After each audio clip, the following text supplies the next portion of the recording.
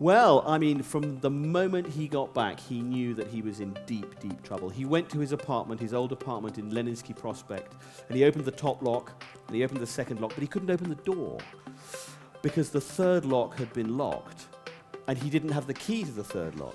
He'd never had the key to the third lock, which could only mean that the KGB had got into his apartment and had accidentally locked all three locks as they were leaving, making it clear that he was under surveillance. He was in real trouble.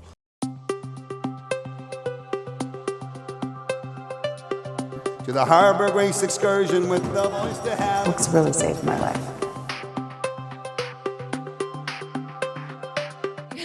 I apologize to those who haven't, that we're going to do some spoiler alerts. But it is really one of the most gripping, if not the most gripping, nonfiction book I've ever read. It was impossible to put down. And as Ben knows, fact is often stranger than fiction. And this really reads like a beautiful novel. Why don't we get right to it? I'm just going to start by reading a small passage from your book. Very occasionally, spies have a profound impact on history. The breaking of the Enigma Code shortened the Second World War by at least a year. Successful espionage and strategic deception underpinned the Allied invasion of Sicily and the D-Day landings. The Soviet penetration of Western intelligence in the 1930s and 40s gave Stalin a crucial advantage in his dealings with the West. The pantheon of world-changing spies is small and select, and Oleg Gordievsky is in it. That is quite... It's quite a statement, isn't it? It's quite a statement for the main character of your book. Why haven't we heard of him? Well, it's a good question. I mean, Oleg really is one of the most spies, and I'm sure you know this, Michelle, don't make an enormous amount of difference to history. They oil the wheels of traditional diplomacy. They can make us safer. They can make us more unsafe. But they don't actually tend to kind of divert the direction that history is taking. Gordievsky is different, and I think one of the reasons we don't know about him is because he was successful. I mean, in the sense that the Cold War ended quite soon after he did what he did, and what he did really had a profound effect on ending that conflict. It really did mark the beginning of the end of the Cold War, and because that war came to an end, in a way, he was too successful. He became sort of yesterday's story, because the new story was the new Russia that was supposed to be emerging from the ashes of communism. But, today we see that, in fact, quite a lot of the techniques, and we can talk about this later, but, Oleg's story is not so far removed from what we're seeing today across the world, and particularly in Britain. Well, and we will get to that later, Sure. but there certainly was a passage in here where you talk about the possibility of disrupting the election when it came to Thatcher, and I thought, well, I think I've read something about that before. Slightly familiar, isn't it? The planting of fake news. We will get to that. How did you first come across him? And maybe for those who haven't had a chance to read the back of the book even, just give us a brief description of who he was. Well, Oleg Gordievsky was a very senior KGB colonel. He was a lifelong, for as long as his career lasted with the KGB, I mean, he was very, very good. But he was also a double agent. For 12 years, he spied for Britain from the heart of the Kremlin, and he produced information that was passing not only to Margaret Thatcher's desk, but from there to Ronald Reagan's desk, that was having a profound effect. It cracked open the inner workings of the Kremlin at a critical moment in history. It enabled the West to know not just what the KGB was thinking and what it was doing, but what it was thinking of doing. And so it actually put Western intelligence 2 steps ahead of what was happening. And it had a material impact on the conflict. So he's extremely important, Oleg. And he did it at incredible personal risk. I mean, it's something we often forget now, because we assume that, spies, when they're caught, will be tried and go to prison, perhaps. In Oleg's case, this was the teeth of the KGB. If he'd been caught, if he'd made one false move, if they'd found out what he was up to, he would have been arrested, he would have been interrogated, and he would then have been tortured and shot. So the stakes couldn't have got any higher. How did you meet him? I met him first about 5 years ago when I was researching another book, a book about Kim Philby, about the sort of the notorious British spy. And Oleg had known a great friend of Kim Philby, who was the other part of that story. And those days, you couldn't do it now, but in those days, we had an email address for Oleg. He used to review, believe it or not, for the Times of London, which is my day job. And he was in our Rolodex. So you could simply send him off an email. God, that would have made the job so much easier. Wouldn't it? I mean, now, of course, particularly since what's happened in Britain in March with the attempted poisoning of Sergei Skripal, it's a lot more difficult to get hold of him. But that began a slow relationship, and we became close. I wouldn't say we ever became close friends, but I got to know him very well. And I ended up, when I decided to do the book, and he was willing to cooperate with it, there was a period when I was going there roughly once a week to the safe house, where he has lived now for 33 years. He has a strange life. He lives in an MI6 safe house. He lives under a different name. None of his neighbors know who he is. He doesn't leave the building. There is now a permanent bodyguard who is there the whole time. So he lives, Oleg lives in a sort of captivity. Now, surely he couldn't anticipate what was going to happen to his life. And again, we will get to that sort of his sad ending in some ways, where he is at today. But you start with, I think it was chapter 4, starts with the question, why does anybody spy? And it's a good question, because I think everybody has different motivations. Why do you think he chose that profession? Again, he's unique among the spies that I've ever written about or studied, in that he was an almost pure ideological spy. He did it because he was deeply alienated from the Soviet system. He believed, and then one looks back on history and it appears to be a sort of abrupt moment. It wasn't in his case. It was a very slow burn. Various things happened to him. He trained as a KGB officer. He was brought up in a KGB family. He was a very good KGB officer. His father was in the KGB. His brother was in the KGB. He married a woman both of whose parents were in the KGB. So you did not like that woman, I could tell. Not much. Not much. Nor did he. Nor did he, it sounds like. That's true. That was his first wife. That was his first wife, not the second one. And they were both KGB. So he came from a place where he was a kind of part of this very elite world. Right. But over time, and it began with the building of the Berlin Wall, which astonished and appalled him, and then the crushing of the Prague Spring in Czechoslovakia, which was the great reform movement that appeared to herald a kind of new dawn for communism. He was furious about that. He took that as a personal affront. So for him, it was an ideological decision. There were other things involved in it: romance, adventure, a certain amount of hubris. He's not unaware of his own intellectual qualities. In part, it was a cultural rebellion. He couldn't believe, once he'd visited the West as a KGB officer, once he was posted here, that there were forms of literature, there was music, there were lots of things that he was not allowed to do in the Soviet Union. And he felt that was wrong. He felt that it needed a rebellion. And he's not, it sounds like towering vanity, really, but he wanted to bring down the Soviet system. He wanted to destroy it from within. He wasn't against his country. He believed that he was defending the country that he loved, but he believed that it was under a sort of criminal, brutal, repressive regime. So he's a sort of thinking spy, if you like. And he said both his wives had been in the KGB. Were they ever aware of what he was doing? Tell us a little bit, especially about his second wife. Well, no, the first wife was a serving KGB officer. The second wife was the daughter of a KGB general whose mother had also been in the KGB. The short answer is no. Neither of them had a clue what he was really up to. And in a way, that's the sort of human core of this story, because his second wife, Layla, whom he adored and had 2 daughters by, never knew. From the moment they got together, he was already serving 2 masters, or really he was serving one while hoodwinking the other. He was already a double agent for the British. And she had absolutely no idea, none whatever. And when she found out, which is the later part of the story, it was absolutely devastating for her. And it still is, in fact. She too lives in Britain. She is also in another safe house.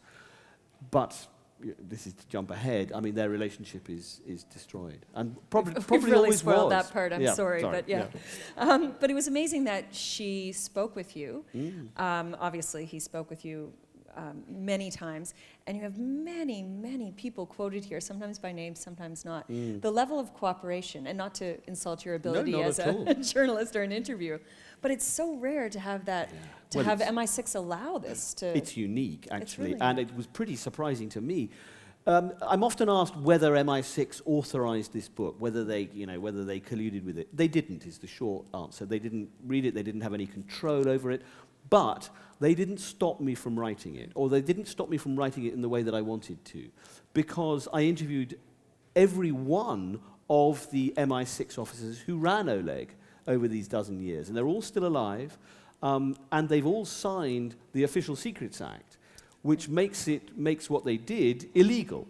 That's right. I mean, they shouldn't have been talking to me. I've also signed the Official Secrets Act, so I shouldn't have been talking to them. But I never worked. Should we be talking now? We shouldn't really be talking. I'm just going to disappear for a bit. Yeah, I mean, I was very briefly sniffed at by MI6, but they clearly worked out that I wasn't the right material. Well, because I can't keep a secret, as is evident by this evening's event. But you know, if you're even interviewed by them, you sign this document, which means that you are liable to prosecution if you then reveal secrets. And clearly, they were allowed to talk to me. I mean, if MI6 had not wanted them to, they could have shut them down very quickly. I wonder if it's in part because it's a positive story for them. Of course. I mean, if this hadn't worked out, why not? then they would not have been cooperating. So it's partly sort of, partly because it shows the service in a good light, and I understand that, which is fine. Interestingly, though, after the Skripal attempted poisoning, a little shudder of anxiety went through MI6, as it did through me, actually. I mean, I wondered if I was drawing attention to Oleg and making his life more dangerous. I was going to get to that. I mean, you started this before the most recent spate of poisonings. I understand from the book, his security has increased, but he must live, I guess he's lived his entire life always looking over his shoulder, but now the threat seems so real. I mean, describe what it's like for him, but also for yourself as the author of this. Well, that's very flattering of you. I mean, I don't think I'm in any danger at all. I think I'm far too small fry for the Russians to worry about. No, he is in considerable danger. He has been under the threat of death, though, most of his life. When he got out of the Soviet Union, he was sentenced to death in absentia. There was a military tribunal, and that execution order remains in force. So he is a pure target. He's not afraid. It's interesting. I mean, I don't think Oleg really does fear. It's not really part of his equipment. And for those years that he was working for the British Intelligence Service, and particularly towards the end of that time, and it's the story we will get to shortly, he was in such danger, and he came so close to death that I think in his 80th year, he is pretty kind of insouciant about the threat of GRU thugs coming and trying to put Novichok on his door handle. I mean, I don't think he thinks that's going to happen. And I think part of him is also, there's a bravado to him, which is let them try. You know. There's this incredible part in the book where there's this decision about whether he goes home to Moscow or defects at that moment. And if they lose him, if he defects, then they would give up more information is everybody hearing that whistling? I think it was a siren. A siren? It's probably now because I'm I've getting just broken the paranoid up Official here. Secrets Act. They've discovered. They're on their way. And he actually decides to go back. But describe what happens to him there. Again, what happens to him and how you found out about that. And well, it's a pivotal moment, this. I mean, by this point, Oleg has risen within the KGB. He's been working for the Brits for nearly a decade. And he's become the head of the KGB in London. So he quite literally, he has the keys to the safe, or is about to get the keys to the safe. And a summons comes from Moscow. A summons saying, we want you back in... we want you back in Moscow, and the ostensible rationale for that was that he was about to be anointed as head of the KGB in Britain.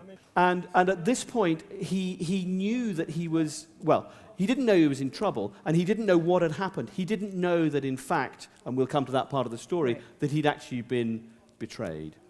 But it prompted an intense debate within MI6 about what to do, because there were voices saying, Oleg has done noble work, he has produced the biggest operational download in MI6 history, he should be allowed to retire, he should be given a new identity, his family should go into permanent residency in Britain, and the case should be brought to an end. There were other voices in the same room, and I've spoken to everybody who was in the room at that moment, who said, we're about to hit the jackpot. Oleg is being recalled in order to be given the top job in Britain. This may be the motherlode. This may change the world forever. We need to push on. In the end, the decision was left to Oleg himself. He was told, you decide. Although there was a bit of miscommunication. Well, it's one of those occasions, Michelle, when two people can hear the same words and hear something completely different. I genuinely believe that Oleg's chief case officer, a man I respect greatly, believed that he was saying to Oleg, you can pull out. We'd kind of rather you didn't, but you can pull out. What Oleg heard was, we expect you to go back, and we think it is your duty to go back. Now, memory plays different tricks on different, you can look back on your past and you can remember it in different ways, but it's still a debate that goes on inside MI6 today. Was it the right decision to take? And there are people who believe that it was fundamentally an immoral moment, that he should have been told, you've done your work, quit, you're out. But he went back. And tell us what happened when he did go back. Well, from the moment he got back, he knew that he was in deep, deep trouble. He went to his apartment, his old apartment in Leninsky Prospect, and he opened the top lock, and he opened the second lock, but he couldn't open the door, because the third lock had been locked, and he didn't have the key to the third lock. He'd never had the key to the third lock, which could only mean that the KGB had got into his apartment and had accidentally locked all three locks as they were leaving, making it clear that he was under surveillance. He was in real trouble. And one of the mysteries is why Oleg was not arrested at that point. Yeah. Because it's pretty clear that they knew, or they had really strong suspicions, and we'll explain why in a moment, that he was on the other side. And I think the answer to that is twofold. There was a complacency inside the KGB. No one had ever escaped from Soviet Russia. No one had ever managed to get out through the fortress. So they thought, they've got him back in Moscow, doesn't matter. What could he possibly do? He's not going to be. He was under surveillance. They were watching him 24 hours. I think there was also, it was an oddly legalistic organization, the KGB. And the man who was in charge of the counterintelligence section, a man called Viktor Budanov, who I discovered from somebody in an audience yesterday is still alive. A man came up when I was giving a talk yesterday and said, Viktor Budanov, you've got him in the book. And I said, yes, no, he's fascinating man. He said, I have his email address. So that's a little bit of a follow-up for the paperback. But he was head of K section, which was the counterintelligence section, and so he was in charge of this operation to try and get Oleg, and he clearly wanted to catch Oleg in the act. He wanted to catch him making contact with his MI6 handlers so that they could create a massive diplomatic meltdown that would have seriously embarrassed the West and Washington, and they'd have had chapter and verse. So I think those were the two reasons why they didn't get him. But it led to this extraordinary 2-month period when Oleg knew he was under surveillance. He was taken to a dacha. He was fed with sodium pentothal, which is a truth drug, to try to get him to confess. And it was this weird game of cat and mouse. And eventually he realized he was going to have to get out. And when he went through that process where they drugged him and tried to get him to confess, that retelling of that, is that from his recollection, or were you able to... It's from his recollection. It's also from a KGB officer who, long retired now, but who was privy to the events that went on. And it's also from the briefing that Oleg gave to his MI6 handlers later on, all of which kind of fitted together. So you can tell it almost minute by minute. What actually happened to him in that miasmic, weird nightmare where he was, he was kind of going mad because they'd fed him this appalling drug, which doesn't really work, actually. I mean, I don't think there is really any such thing as a truth drug. It didn't seem to in his case. It didn't in his case. He came very close, I think, to sort of confessing everything. It sounds like is anybody here a fan of The Americans? I mean, it sounds like such an episode from that, although perhaps too unrealistic that they might have cut it out of the TV show. Well, actually, The Americans is not so far removed from reality. I mean, there are more, the technical term, the Russian term for them are illegals. They are individuals who are implanted in foreign countries, usually under civilian cover, almost always under civilian cover, to sort of lie in wait. And there are more illegals operating in the West now than at any time since the Cold War. Is that right, that more now? Well, so the West believes, yeah. You mentioned the other spy, and when I asked why do people become a spy, maybe that's a good place to start with him, and then explain how he was so important in Oleg's life. Well, I mean, this is the other balancing side of the story. I mentioned that MI6 was passing its information to the CIA, and it was going all the way up the chain to Ronald Reagan, but MI6 did not reveal the source. By convention, with sort of intelligence allies, you can pass on any amount of information, but you don't have to reveal where it comes from. But spy services must hate that because they're so competitive with each other. Particularly the CIA. Right. It doesn't like to know where it doesn't like not to know where the information is coming from, and it's a tricky look if you're the the head of the CIA and you're going into the Oval Office and saying, Mr. President, we've got this fantastic information and it's all completely believable, but we don't know where it comes from. That's embarrassing. And so the CIA secretly, and without telling MI6, set up a task force to try to work out who the Brits had. Who was their mole? Who was telling them this high-grade material? Is that pretty common in spycraft? Sorry to interrupt you. That type of I've never heard of it before. Okay. Particularly between allies that are as close as the British and the Americans. And it is still a source of considerable rancor within MI6 that the CIA went ahead and did this. I'm sorry to interrupt but it's a good question. I mean, no, it was the Brits considered it against the rules. It wasn't cricket. The CIA would argue, and have argued to me, that actually they were just doing housekeeping. They were just tying up loose ends. Anyway, they worked it out. It took them about a year. It was a very intensive investigation. They worked it out, and that was a source of great satisfaction to them. They codenamed him Tickle. And they just kept it in a box. What they didn't know, however, was that their head of counterintelligence, a man in the Soviet section, a long-term CIA officer called Aldrich Ames, was himself about to go over to the KGB for money. I mean, Aldrich Ames spied for cash. Contrast him to Oleg. Well, I mean, his motive is utterly different. Oleg flatly refused ever to take money for what he was doing. Aldrich Ames had a very expensive second wife. And he wanted a bigger house and a faster car, and he felt hard done by. He felt that the CIA hadn't looked after him properly. And so on the 15th of May, 1985, he went to the Soviet embassy in Washington, D.C. He knew the name of the chief KGB officer there, and he offered to tell them everything he knew.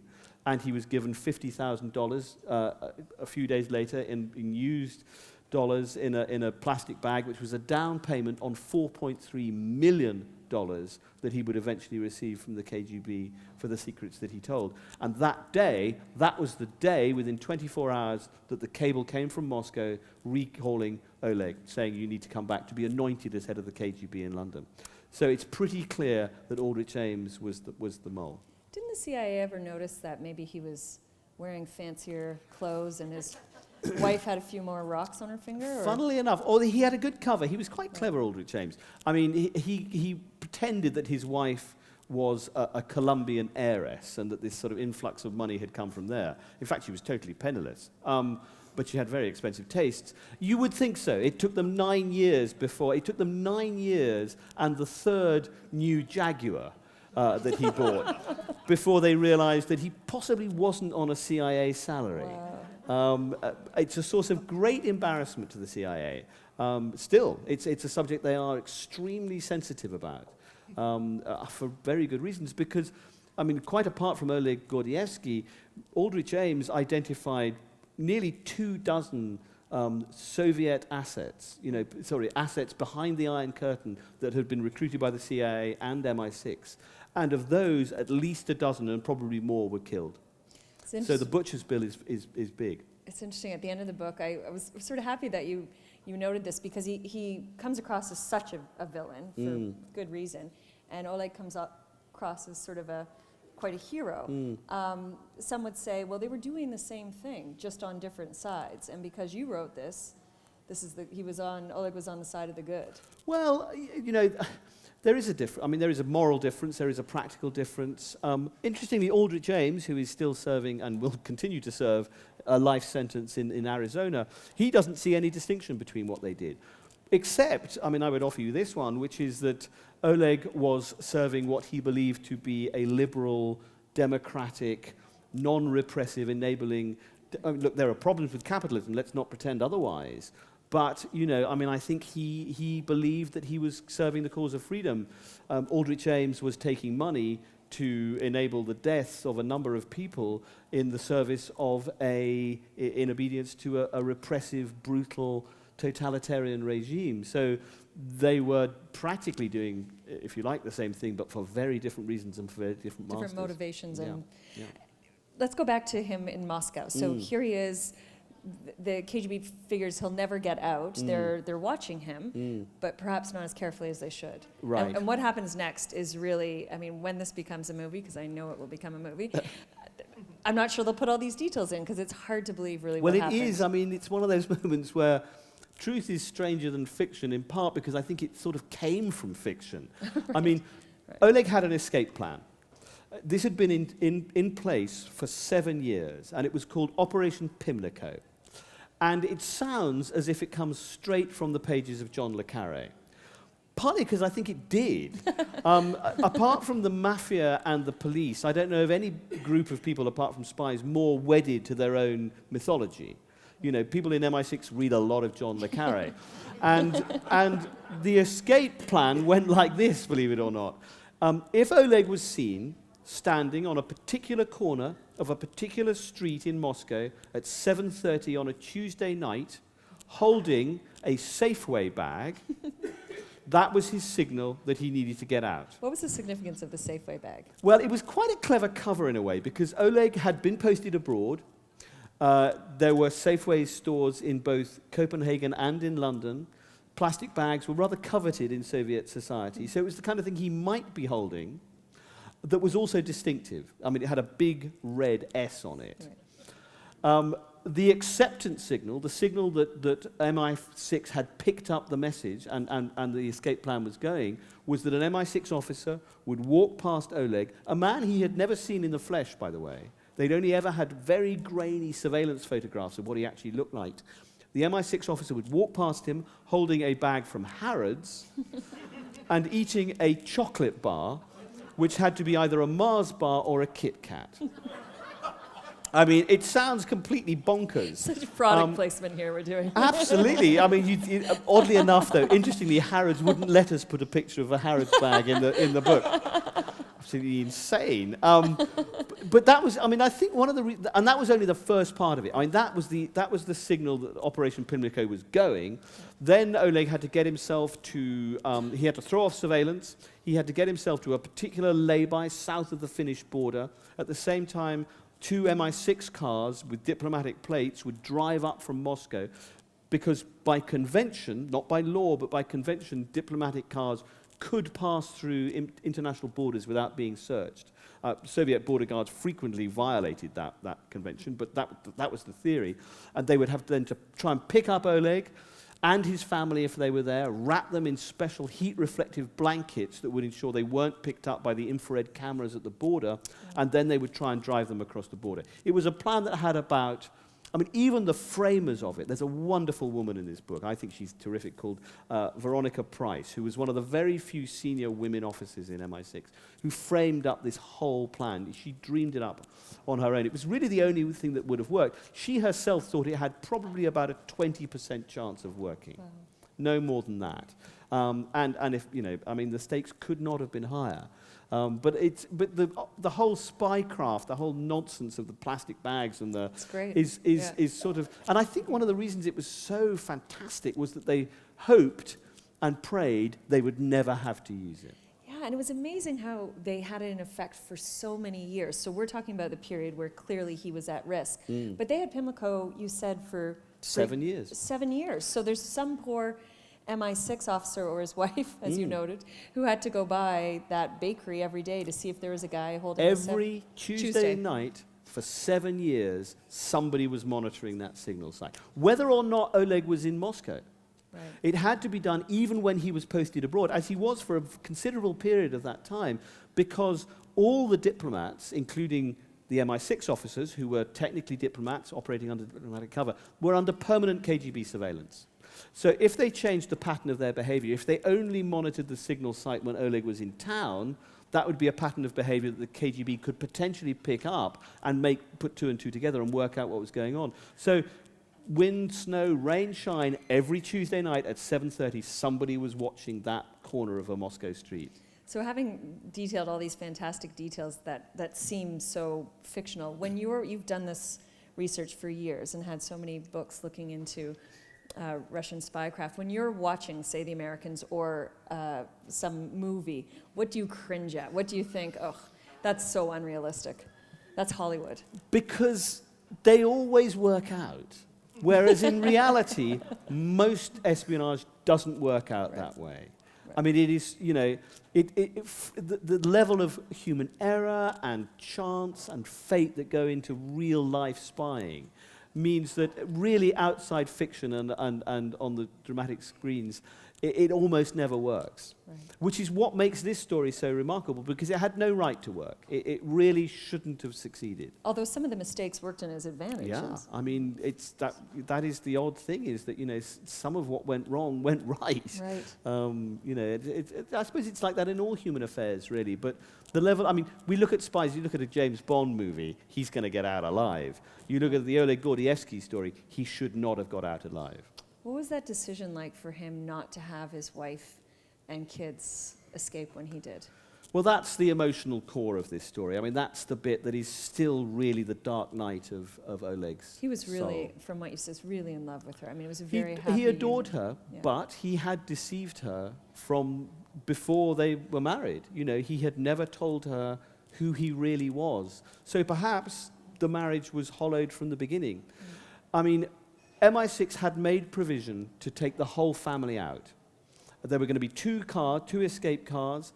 The little girls, they were then aged 5 and 4.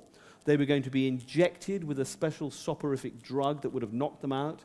There was going to be one adult and one child in the boot of these two cars. Theoretically, they could have got Oleg and his family out. And Oleg had to make the decision of whether to, first of all, to tell Layla, and secondly, to attempt to get out with them all in the boot. And he describes this, he still describes it in a very sort of poignant way. He decided that he says, that it was simply too dangerous, that he would have been putting the whole family at risk, and he couldn't do that. There was another consideration, which is that Layla was herself the daughter of KGB officers. She was a loyal Soviet citizen. She would have been appalled, and she might have turned him into the authorities. I mean, that was part of his calculation. And he now says, because they are completely estranged, he now says that he didn't trust her. Whether that was true at the time, I'm not so sure. I was going to ask, does he now, knowing how it turned out, does he now regret that decision at all, or second guess it? Yes, I think he does. I think his life would have been different. Whether Layla would have gone with him, I'm not so sure. Really? I'm not so sure. I think she might have given him 24 hours to get out himself, and then I think she who knows? I've asked her this question. She also lives in a safe house in Britain. I've asked her that question, and she answers very honestly that she cannot answer it, because how could you answer a hypothetical like that until you would be in that situation? But it's, there's a human cost to these stories. They're not simple moral fables of black and white where good always triumphs over evil. It's not really like that. Both Oleg and Layla and their families have paid a very, very heavy price for what happened. And you mentioned this briefly earlier, but did you worry, or do you worry now, with the book and his photos in here and the extra publicity, that it puts either his life or her life more in danger, or anybody involved? I do worry about it. I know that MI6 also worries about it. It is, of course, completely accidental. I mean, the book was coming out, was indeed already in print by the time the escalated security situation arrived. Yes, I mean, it does worry me slightly. I don't think Oleg is in real danger. I mean, the security around him is now so intense, and it would be a really bold and provocative move to try to hit him now. He's rather insouciant about it. That is his manner. It would be a real declaration of outright war if they tried to do that. But he's still a target. I mean, interestingly, after the Skripal attempted poisoning, one of the people who was involved in the killing of Alexander Litvinenko, the earlier poisoning, a man called Andrei Lugovoy, who is now an MP in the Russian Duma, was interviewed about this subject, and he said, in a rather sort of peculiar way, of course we didn't try to kill Sergei Skripal. If there was anyone we wanted to kill, it would be Oleg Gordievsky. Wow. Which is an admission of sorts. They also had a press conference with, if you recall, with those two suspects in the Salzburg poisoning. Those two admirers of Salisbury That's Cathedral right. and its neo-Gothic architecture. That's right. I'm just a little mindful of time. I want to make sure we leave time for questions. So I'm just going to ask a couple more questions, Sure. and then we'll open it up. Let's talk about today. Sure. Two references in particular. One I mentioned earlier about the KGB trying to throw the election with Thatcher. Perhaps you could bring us up to speed on how that is similar today, how that's changed. And the other was interesting about the prospects of nuclear war and what Oleg was able to tell the Brits that it eventually went to the Americans. And one of the things that Oleg was instructed to do when he came to Britain in 1981 was to try to derail the election, was to try to influence the election by planting fake news and suborning journalists and getting a hold of other witnesses and generally trying to create what they call, well, the technical term for it is active measures. And if that sounds familiar, that's no surprise. This is straight out of the KGB playbook. And Vladimir Putin is as Oleg was, a former colonel in the KGB. He understands those methods. So, mutatis mutandis, things have not changed that much. In terms of the nuclear point, this was really Oleg's dowry. When he arrived in Britain in 1981, he had been through the archives of the British section in the KGB. And he has a prodigious memory. I mean, he was trained in memorization techniques. And one of the key bits of information he brought back was something called Operation Rian, which was a KGB mission to try and establish evidence that the West was planning and about to execute a nuclear first strike. And what that proved to the West, to London and Washington, was that the level of paranoia within the KGB and within the Kremlin itself was such that they genuinely believed the West was about to attack first. Now, this was a function of the fact that Moscow was losing the arms race. It was dropping behind, and they knew that they were not going to be able to win an all-out nuclear war. They were going to be obliterated. And they genuinely believed they were going to be attacked first. And the effect of this was that the rhetoric that Reagan had been using up until that point about the evil empire and the fact that it was, that he began to ratchet it down. You can see in the timing, the rhetoric and the approach towards Moscow becomes very different. And so Oleg, in a way, really marks the beginning of the end of the Cold War. It's that important. I mean, Reagan was profoundly shocked to discover that actually the fear in the Kremlin was that the West was the aggressor. It had never really crossed his mind, I think. And you contrast that with today, in a leading question, I'll just say the word rocket man. Yeah, I mean, look, we're back again, aren't we? I mean, it's absolutely extraordinary. I just pray that we have somebody inside the North Korean nuclear weapons program who is motivated in the same way that Oleg was. It's interesting in terms of what you're talking about, fake news, and how many parallels there are today. in this post-truth world that they say we now live in, has that made some of the spycraft less important, perhaps? It's interesting, isn't it? I think, look, I would say this, it sells a lot of books. I think espionage has never been more important. Mm-hmm. I mean, it's never played a bigger role in global affairs. We imagine that intelligence is now all a matter of signals intelligence, that it's all about eavesdropping electronically and picking up texts and messages and so on and computer signals. And of course, that is vitally important. But actually, human intelligence, the sort of things that Oleg was doing, have never been more important. I mean, look at those guys who turned up at the airport in Amsterdam, whatever it was, a few months ago. You know, they were human beings who had to switch on machines in order to try and pick up signals. And the people that picked them up were humans. So human intelligence is really important. And what's more, the Dutch were waiting for them. They knew they were coming. So somebody inside the GRU, I suggest, must have tipped off the West. So I suspect at the moment there is a major mole hunt going on inside there was a slip, inside Russian intelligence at the moment. So yes, I mean, spying has changed greatly in lots and lots of ways, but it's incredibly important, and the human element in it has never been more important. It's funny, as a slight comparison, you probably have this in journalism now, that I've found the only way I can guarantee with sources now is to go back to sort of the underground garage and meet in person, because there's no way you can protect yourself electronically anymore. Absolutely. So you're sort of going back to old school gumshoe reporting. Old school stuff. Here's the thing, the Russian intelligence service, it is said, and this may be one of those slightly sort of fake newsy stories, has ordered a lot of manual typewriters from Germany because they're typing it out on bits of paper again. So lovely. Gosh.